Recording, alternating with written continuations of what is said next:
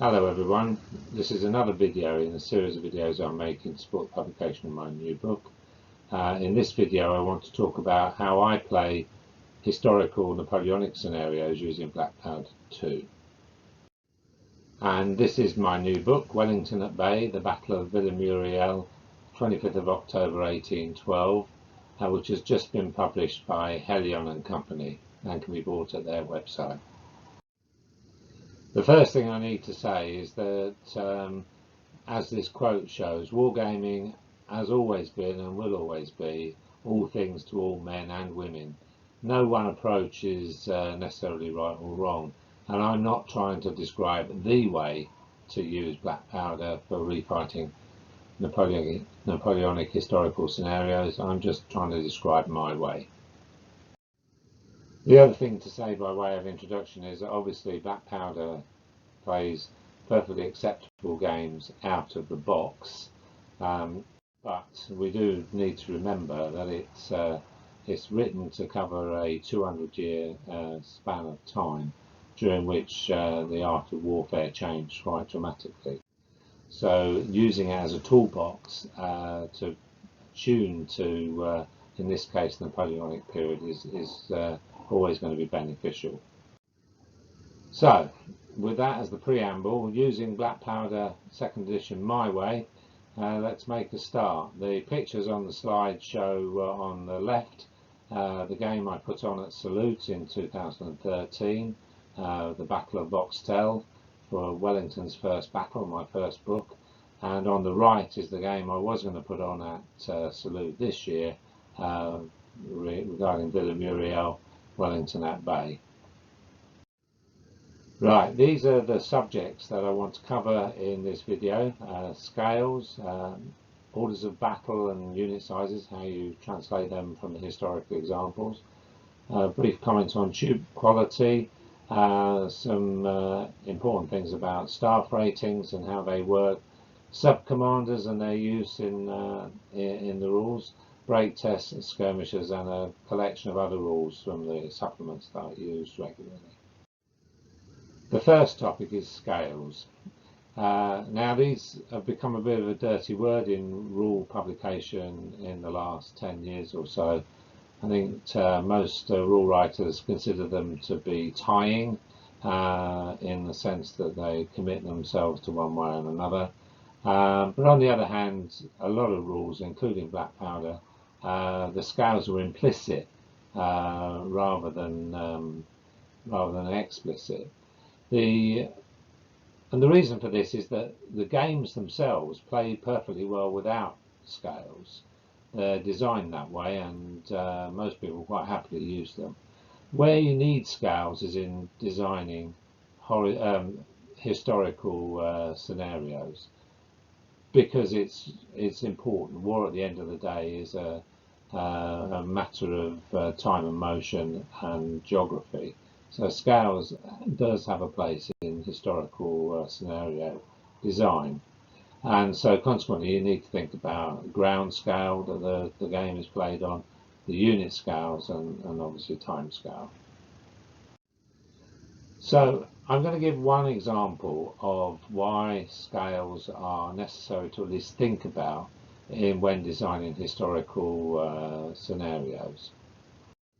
So, if we look at La Haye-Sainte at Waterloo, you have a building complex that's about 60 metres by 50 metres, and the overall dimensions of the garden and the orchard are about 230 metres by 65 metres. At 15mm scale, for example, which is the scale I tend to use for my figures, which is about 1 to 100 scale. If you use the average height of people at the Napoleonic period and eye level for scale, it is 1 to 106, but 1 to 100 is close enough. That means that the size of the whole complex on the war games table at 15mm scale would be 560mm by 470mm, i.e. very big. If you look at the Hovel's model of La Haye-Sainte, they've reduced the overall dimensions to around 280 millimeters by 200 millimeters. So the buildings themselves are don't occupy the same footprint as the originals, which is one of the reasons Hovell's buildings are so popular with us war games. Now, here comes the scale bit. A standard infantry unit in Black Powder 2 occupies a frontage of 200 to 150 millimeters for 28mm figures, and if you convert using the centimeter scale, i.e. centimeters instead of inches, that works out around 80 to 100mm for 15mm figures, and you have on the same scale the Hovell's buildings and a standard infantry unit. Now, an average French battalion at Waterloo was 520 men strong. This would become the Black Powder 2 standard unit, equivalent to 140 odd files in 3 ranks occupying 22 inches per file. That's about 166% of the width of La Haye-Sainte.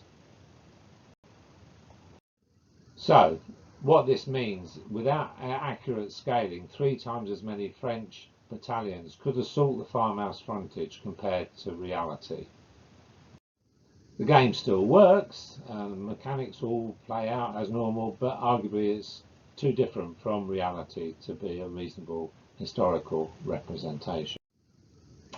In 28mm, the Warlord La Haye-Sainte model has a reduced footprint also, in this case 450 by 450 millimeters, and a standard unit in Black Powder 2 occupies 200 to 250. So you end up with the same conclusion of 2, maybe 3 battalions being able to assault a frontage occupied by just 1 in real life. So how can you fix this? Well, it can be done in 3 ways. You can continue to use the reduced footprint models, like the ones from Hovell's or from Warlord Games, but restrict the number of attacking units that can attack any face. The remaining problem you have with that is that the gap between La Haye-Sainte and Hougoumont in this sense becomes unrealistically narrow. So this battlefield picture from Google shows the positions of Hougoumont and La Haye-Sainte, and the big red squares show the ground occupied by the respective models that we've talked about. And if we try and measure the gap between the 2 enclosures, which is the deployment gap for Second Corps during the battle, you can see that the deployment zone between the farms is effectively reduced by 40%, which has an impact on the overall playing of the game. So the second solution to this problem is to do what the Great Game in Glasgow in 2019 did, which was to use 3 standard Black Powder units to represent each battalion, which it can be done on a game like that, but arguably most of us would not be able to do. And lastly, the third solution is to scale the area represented to the standard unit size and use a different model, perhaps a 6mm scale model. So relative to a 100mm standard unit in 15mm, La Haye-Sainte would be 6 by 7 centimeters for the buildings alone, or 8 by 28 centimeters for the entire complex. So, with regard to ground scale, what do? I use 15mm figures, and I use a ground scale of 1mm representing 2 28-inch paces, or just under 1.5 meters, or just over 1.5 yards. And I will scale the geography to match that ground scale in designing my battlefields. So next we move on to figure scale. And again, a figure scale is not strictly necessary for Black Powder to work properly.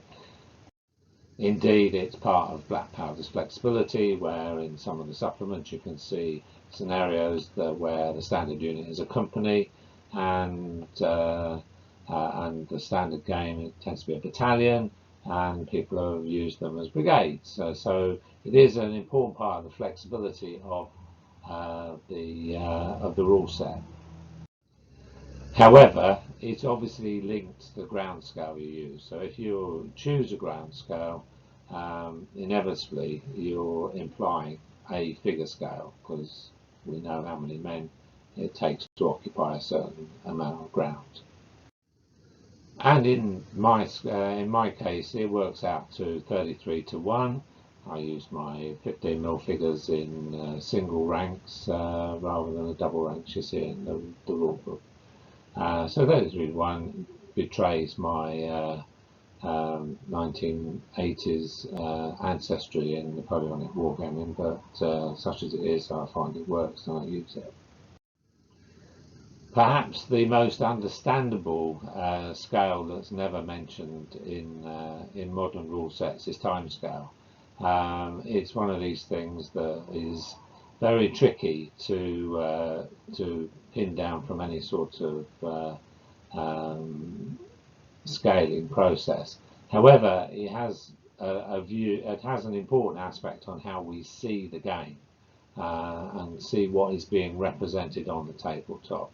So that's and obviously it has some real impacts in historical scenario design. Not least of which is how many turns are you going to use to represent the action in a scenario. How can you refight Quatre Bras if you don't know the moves on which Wellington's reinforcements are supposed to arrive? All of this is bound up into how you see the time that's represented by each of the moves that you're playing in the game. And as I'll show, it also has an impact on what you think the game represents when something happens on the tabletop. So here's an example to illustrate timescales and how they work in my games. A French column advances at a regulation 100 paces per minute by accelerate. At my 15mm scale, this equals approximately 5 centimeters a minute on the table. So now, if you get a good command roll with this French column, you'll get 3 moves, 3 standard 12 inch or centimeter moves, and that gives in my case, the French column 36 centimeters of movement, which takes them approximately 7 minutes to cover that time. So consequently, the game scale can't be 30 seconds, a minute per turn, or even my old favourite Bruce Quarry's 2.5 minutes per turn. In fact, 10 to 15 minutes per pair of player turns seems to fit better, and I find 15 minutes per pair of turns works just fine. Now there is an implication of the 10 to 15 minutes per pair of player turns, which is worthy of some consideration. In Black Powder, close combat represents more than just the act of crossing bayonets and short range melee, hand-to-hand combat and that sort of thing. You can see that on page 58. It's easy for us to get carried away and think that it's only the bayonet fighting. But with 10 to 15 minutes to play, it must also represent some reactions of the non-phasing unit. So if we take an example, a blue unit here, charging the flank by a red unit attempting to sweep it away. As we all know, the blue unit in this example will fight with only half its combat dice, and consequently is likely to lose. But in the break test, it has a 58% chance of holding its ground. In fact, it would need 4 excess casualties for this probability to drop below 10%, or 3 excess casualties plus disordered, etc. And finally, even though the blue unit is only fighting with half its combat dice, it could actually win the close combat. So in a game where the turn is about 1 to 2.5 minutes per turn, this doesn't make much sense at all.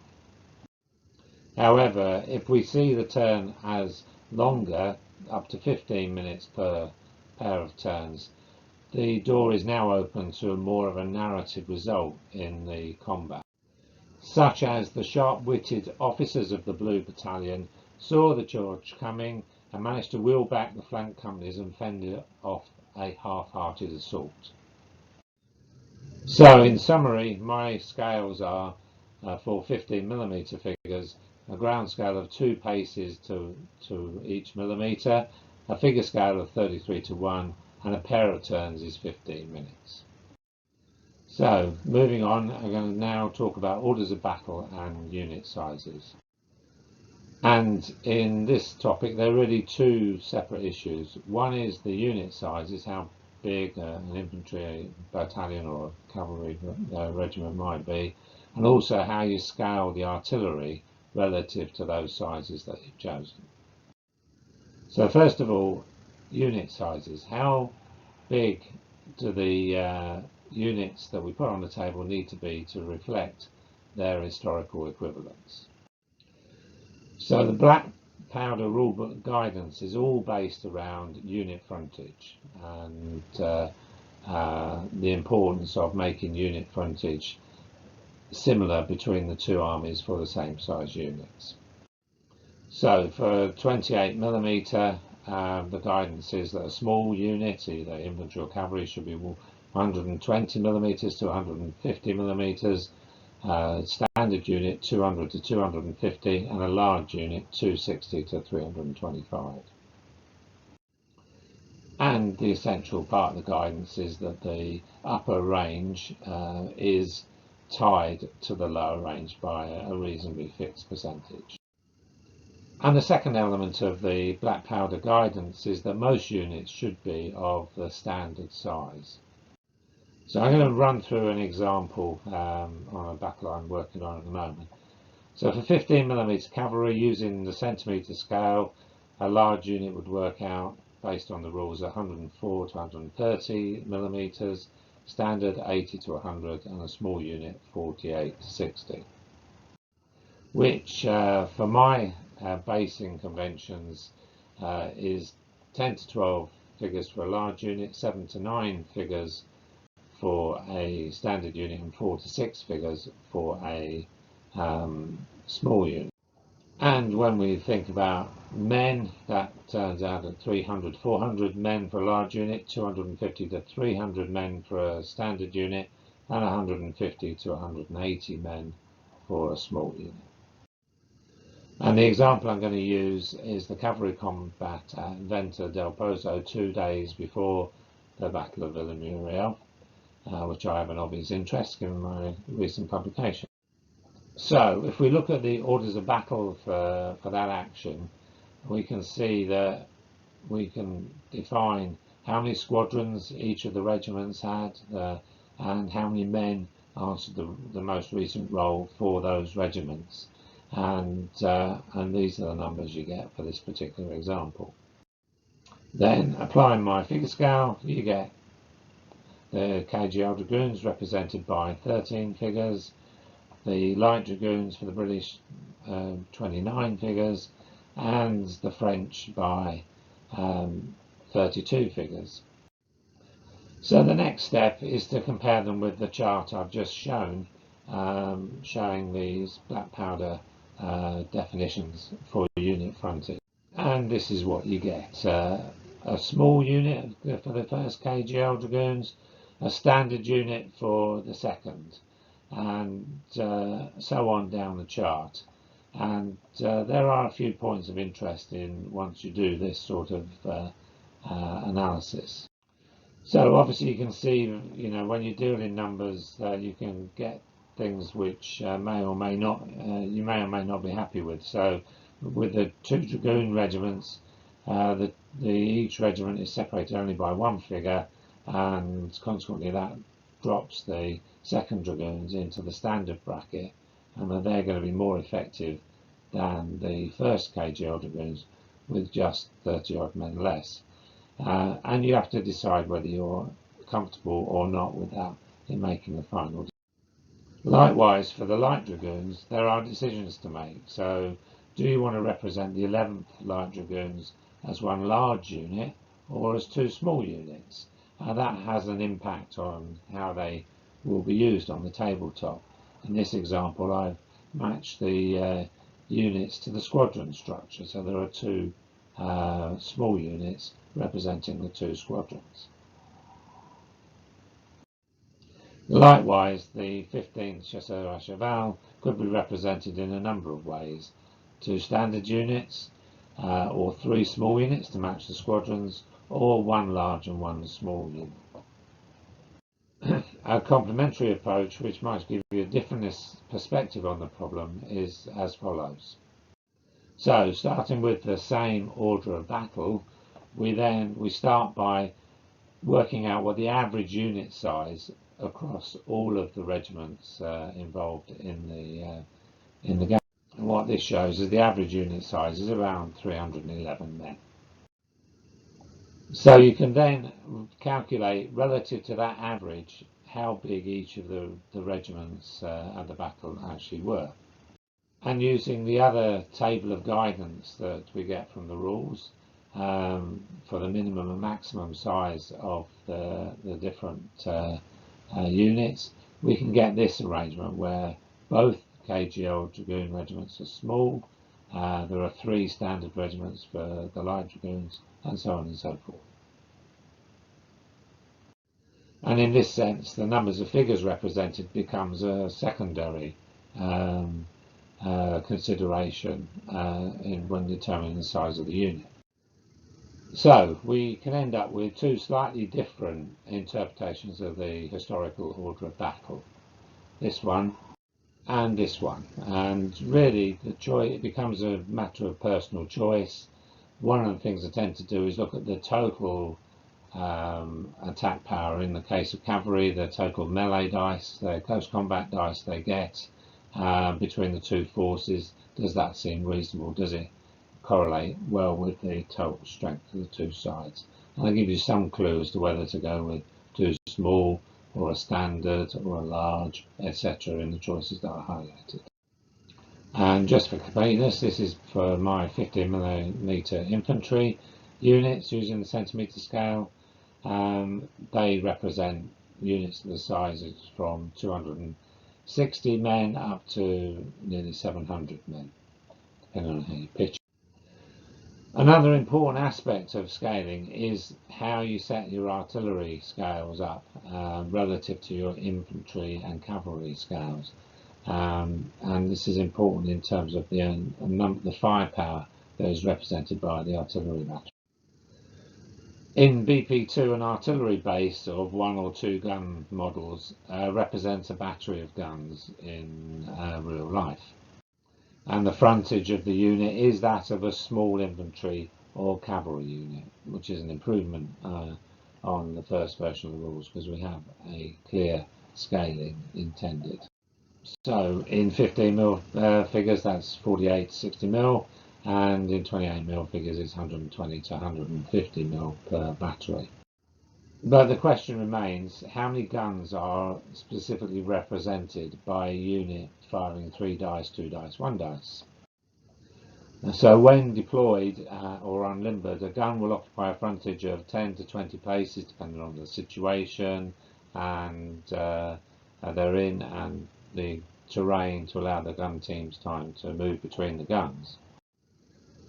So for my scales, the frontage and artillery unit represents approximately 6 to 8 guns, depending on how closely they're deployed. And I tend to use 6 guns as a standard size with the firing statistics of 3, 2, 1. However, you do need to scale the artillery relative to the standard infantry unit size, because an artillery battery that's a constant 6 guns strong will have a different effect on a standard infantry unit depending on how big that unit is. So if it's representing a company, the artillery battery will have a bigger effect than if it's representing a battalion, and the same is true if the battalions are of various sizes. There's already an example of this in the Glory Hallelujah supplement for the American Civil War, where they use 4 guns per standard unit.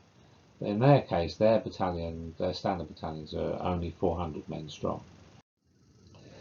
So this chart is a little debatable, but between Black Powder 1 and Black Powder 2, actually the frontages of the units, the infantry units, the standard units, are slightly smaller. So you could end up with a scale that looks something like this. Fitting Glory Hallelujah, the Villa Muriel average battalion size is only 365. So I tend to use 3 guns as my standard battery size in the Villa Muriel scenarios that you'll see.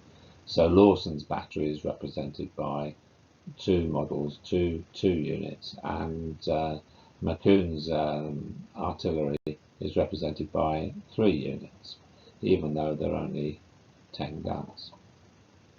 And this chart just shows other modifications I've made based on my other games. So for Wellington's first battle, I had to represent the French and British battalion guns, and I ended up, after a lot of to-ing and fro-ing, that the easiest way to represent a 2-gun section where your standard artillery unit was 6 guns was to give it 1 fire dice at all ranges, but change the hit score. And then save for disorder based on watch range. A bit more complicated, but in practice it works relatively straightforward once you're used to it. And you can see there different sizes. So standard, you can decrease the close, medium, and long range dice by 1 to represent a smaller battery, and increase it as Glory Hallelujah does for a slightly larger battery. The other change I've made with artillery is relating to ranges that I use. So the BP2 ranges for the 3 classes of battery are as given, and my ground scale, they're relatively short ranges. So if you compare those with the first greys at 2 degrees elevation for the standard British and French guns at the time, you can see that the ranges used in the game are somewhat short. These aren't the extreme ranges or anything like that, but you can see the point that's being made is that the ranges are compressed in the standard game, presumably because of the rule writers used 28mm figures, and even on their large tables the ranges would be too long. So with 15mm figures, I've got a bit more room on the table, so I tend to extend the ranges of the artillery to 36, 48 and 60 centimetres in my case. And I find those work quite well and give reasonable results. So now moving on to troop quality, a fairly brief section. There's lots of special rules in the game that can be standard game that can be used to represent that. So it's just a question of how to. So essentially in life, I believe there are probably only 3 levels of anything, and that includes troop quality. The 3 levels of performance I use don't take much guessing, but here they are. And they are veteran, trained and inexperienced, which I prefer to some of the other descriptors like raw or conscript or so on. You can get trained conscripts, for instance. I define a veteran as someone who has more than 2 years of training and combat experience. To be trained, you need more than 6 months of training and combat experience. There are good sources for these numbers which are in my books, but I won't bore you with here. And inexperienced soldiers are those with less than 6 months training and combat experience. So what are the special rule distinctions that I use to differentiate between these 3 groups of people? For veterans, largely it's elite, i.e. the recovery from disorder, which keeps them moving, and I differentiate where necessary whether 4+ or 5+ has a big impact on how often they're recovered from the disorder, and then reliable, which enables them to add 1 to the command rating.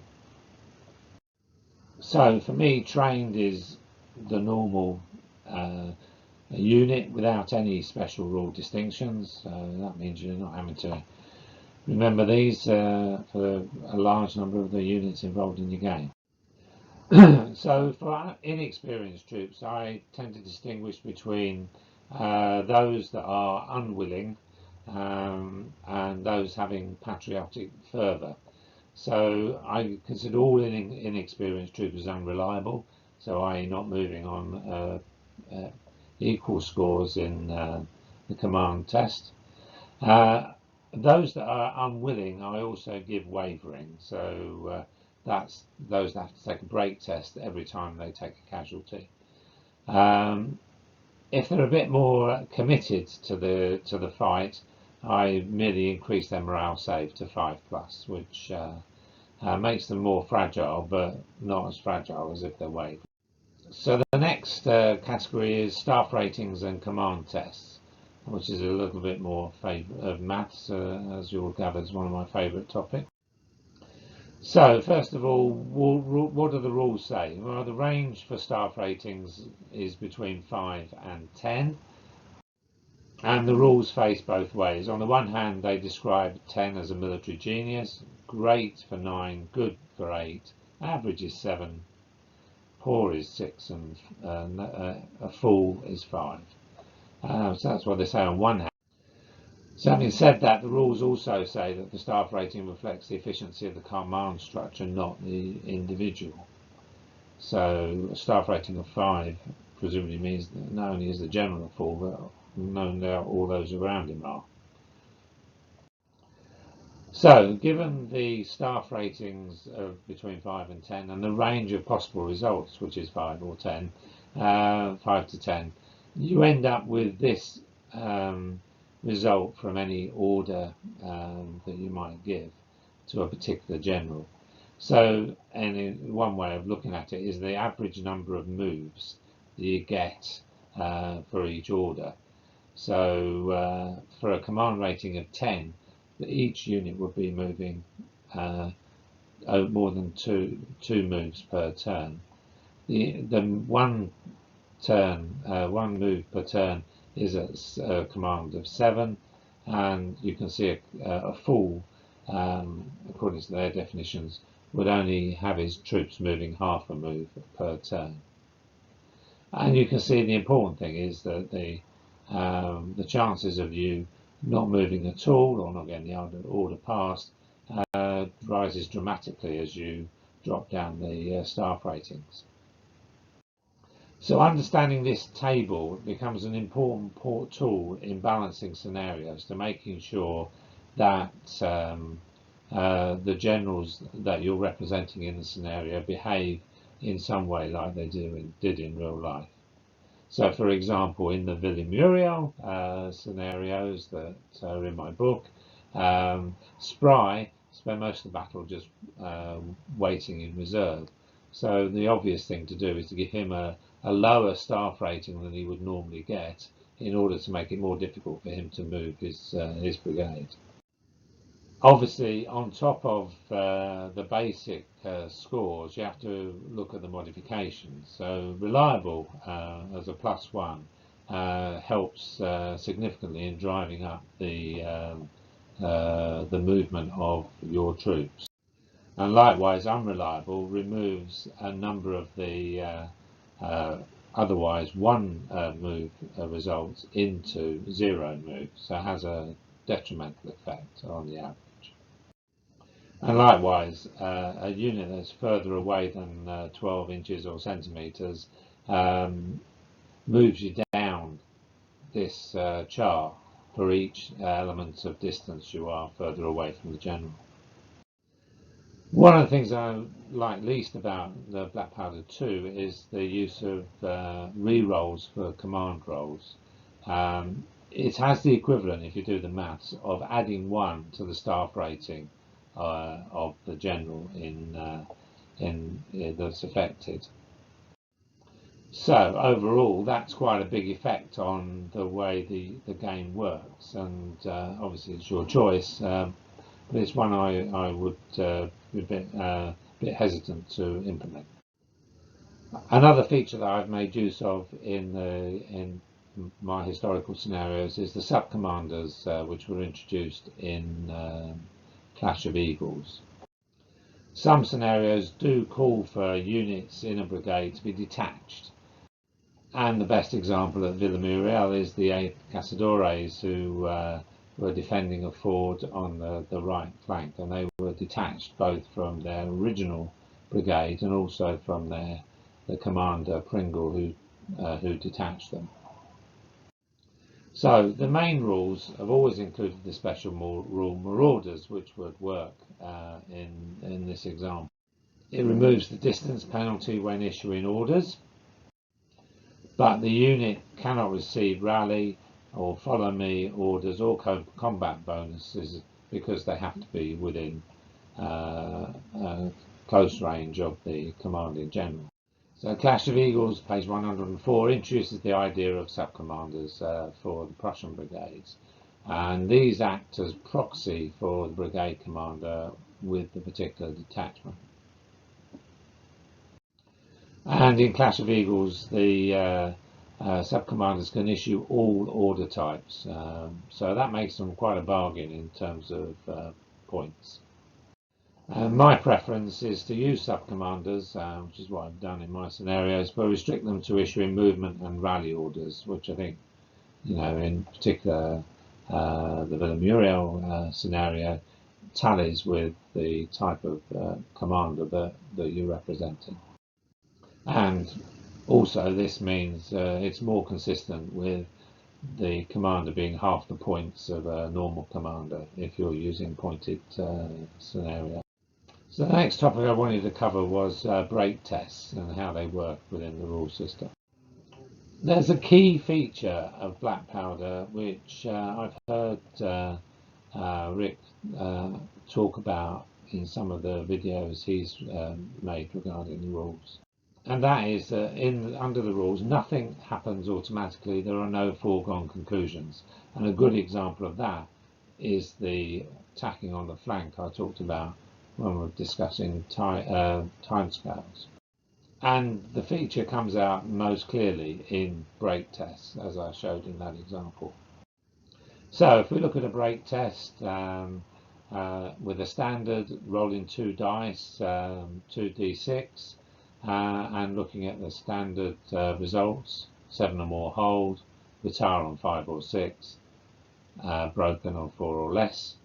There were slight differences, but that will do for this occasion. You can see that in a standard test, 58% of the time you will stand, and 17% of the time you'll run away, regardless of what else is going on. Obviously, if you get excess casualties, or if you're disordered, or you get artillery casualties, you will reduce this number and reduce the picture for each -1 effect that you get.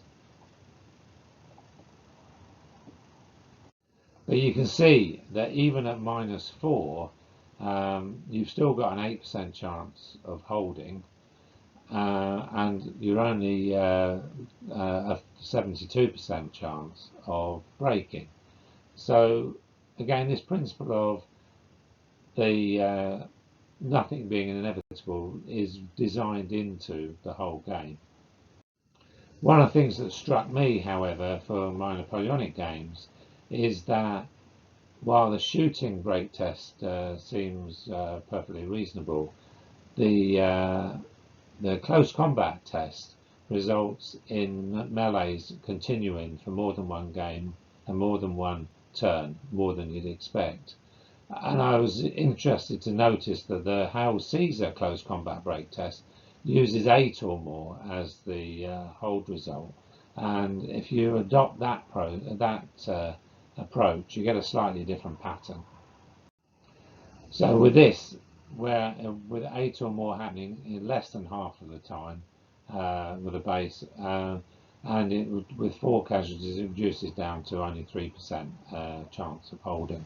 So I tend to use that now in my Napoleonic games, and it seems to work reasonably well. So next I want to talk about skirmishers and how I represent them on the table in my scenarios. In black powder, skirmishers can be formed in one of 2 ways. You can either deploy them as separate skirmisher units, just like these in the photograph from the book.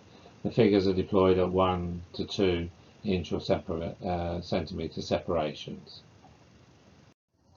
Secondly, you can form a mixed formation where 1/3 of the unit is deployed 1 to 2 centimetres or inches apart within 6 centimetres or inches of the close order main body. So when we look at the Napoleonic period, how does this fit?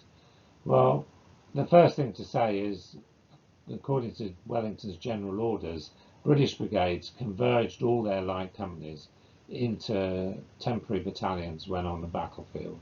So there will always be battalions of light companies together with the associated rifle companies or Brunswick Earls Jaeger companies that form the skirmish element for each British brigade. Therefore, mixed formation is only really appropriate for a detached British battalion, not for a brigade of British units in a normal battle situation. But even in this situation of a detached single battalion, the light company is only 1/10 of the battalion, so a mixed formation would give the skirmish element 3 times the firepower it would normally expect to relieve. So a mixed formation doesn't really work in that context either.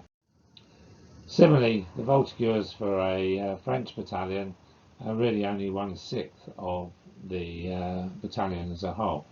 And again, mixed gives the skirmish element too much firepower compared to reality, twice as much.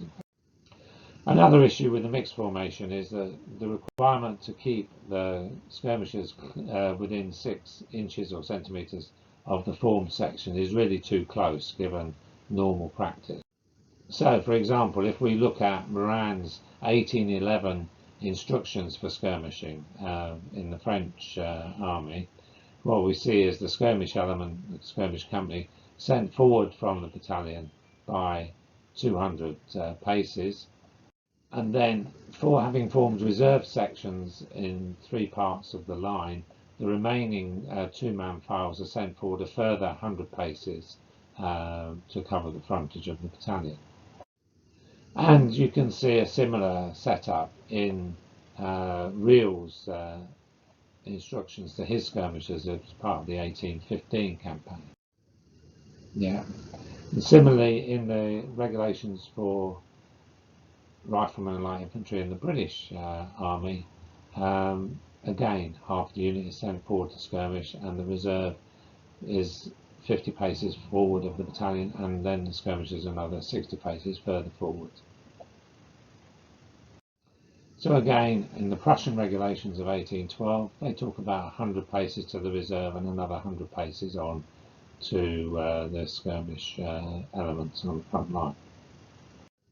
So, skirmishers, what do? Well, I use 6 centimetre movement trays that allow me to represent the correct frontage and depth for the skirmish element, and that also enables them to be a bit further forward than would normally be the case if I used mixed formation.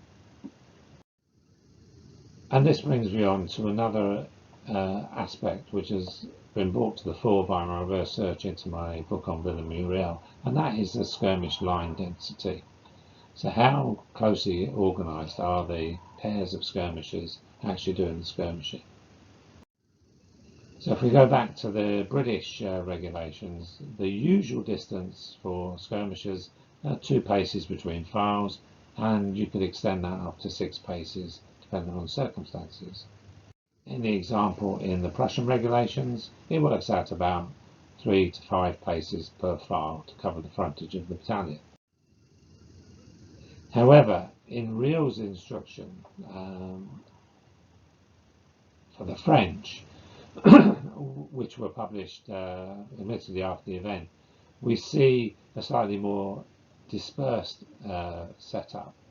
Everybody's heard that French skirmishers could deploy up to 15 paces apart. That's what it says in Moran's instructions. But Hussan, who fought at Quatre Bras, showed that it was more subtle than that. But even at the close dispersion, the pairs of skirmishers were 8 to 10 paces apart, and in open countryside that would go up to 15 to 20 paces. So if you look at this in the round, you can see, and there are other examples given here, that basically the French are quite different in their regulations, deploying their skirmish files further apart than those of the other nations.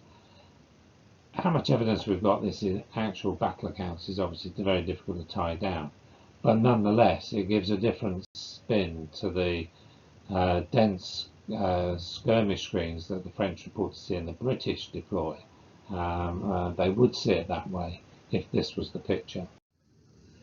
The 1 to 2 inch per figure spacing in the black powder rules is the equivalent of, when you work it out, 4 to 6 paces per file of skirmishers, assuming half the men are deployed and half retained as reserves. So how do I represent this with my skirmishers? So as I've said, I use these 6 centimetre square skirmish bases to show the full deployed distance, and then to represent different levels of dispersion, 1, 2 or 3 to 4 figures per base. I also give skirmishers who have moved less than 6 inches light cover because the not clear to hit modifier underplays the effect of skirmish dispersion even at the standard 4 to 6 pace per file dispersion. And for the more dispersed French skirmishers at 8 to 20 paces per file, I allow them to re-roll a fouled morale save. And the other thing I do use is the light infantry mixed formation from Clash of Eagles, page 96, where you deploy half or more of the figures of a light infantry battalion, give them a number of D6 depending on how many figures they've deployed, and at least one of the skirmish bases must be within 6 inches of the 4 centimetres of 4 bases. And the only change is I don't allow them closing fire when charged, which normal mixed formations get. So, other rules. This is just going to be a brief summary of other things I find useful to add to the scenarios that I play.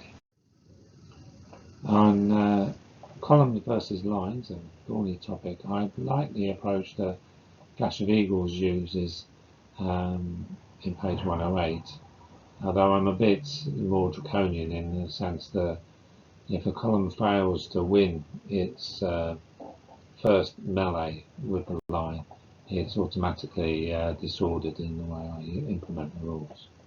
Replacing generals to become casualties, I use the Glory Hallelujah, page 63, where the chances of replacement is not automatic, it increases over time. And a rule that I've used since it was first introduced in Last Argument of Kings is that no firing is allowed if a unit moves more than once per turn. I think this is an easier, simpler way than changing the turn order. I also use the round shot penetration rules from Clash of Eagles, page 107, which I think is a useful addition to the armoury.